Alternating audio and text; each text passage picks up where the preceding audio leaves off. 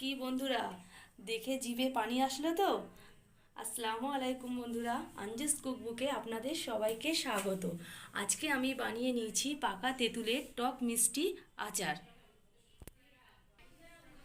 দেখে নিন কিভাবে আমি বানিয়েছি তেঁতুলের আচার। চাটনির জন্য এখানে 1 কেজি তেঁতুল নিয়ে নিয়েছি।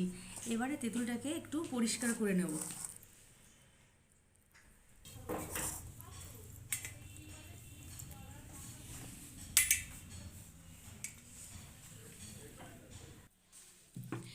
এবারে পাকা তেঁতুলের উপর অল্প করে পানি দিয়ে তেঁতুলটাকে একটু এরকম করে মাখিয়ে নেব।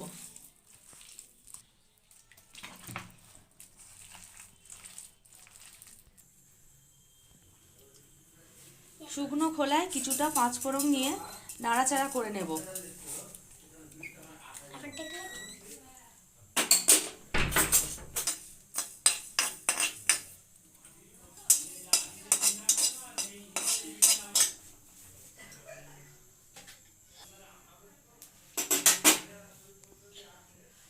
এবারে পাঁচফোড়নটা নামিয়ে নেব।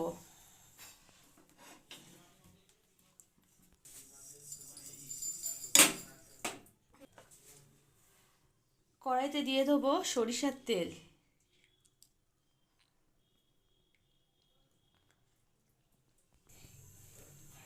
তেলের ওপর দিয়ে দিচ্ছি আরও কিছুটা পাঁচফোড়ন।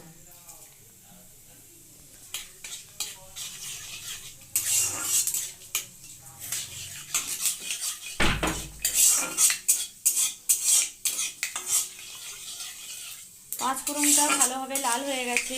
এবারে এর ওপরে দিয়ে দেবো তেঁতুল।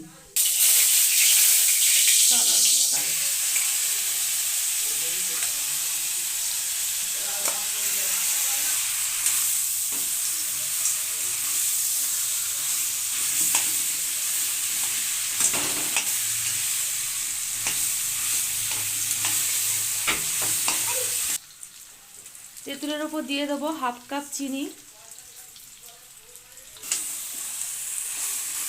এখানে চিনিটা আমি অল্প অ্যাড করেছি, কারণ এখানে আমি খেজুরের গুড় দেব।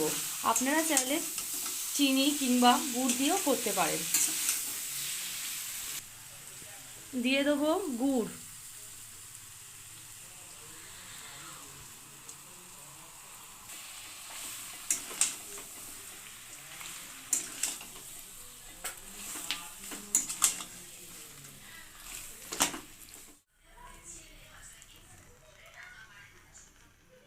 চাটনিটা প্রায় হয়ে এসেছে। এবার আরেকটু চিনি অ্যাড করেছিলাম, খুব টক লাগছিল বলে। চিনিটা এবারে গলে গেলে ওপর দিয়ে পাঁচফোড়ন দিয়ে নামিয়ে নেবো। ভাবি হয়নি এখনো? এই তো হয়ে এসেছে। কি সুন্দর লাগছে গো দেখতে, দেখে তো আমার তো মনে হচ্ছে জিভে পানি চলে এসেছে। কখন হবে? এই তো হয়ে গিয়েছে, আর একটু হলেই হয়ে যাবে। হ্যাঁ, বা কালারটা খুব দারুণ হয়েছে গো, হেব্বি সুন্দর লাগছে কালারটা দেখতে। দেখো,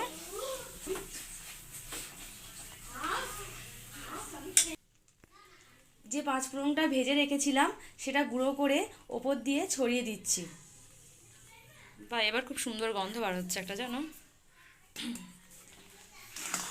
কি নামিয়ে নেবে তো? হ্যাঁ, এবারে নামিয়ে নেবো। এবারে নামিয়ে নেবো।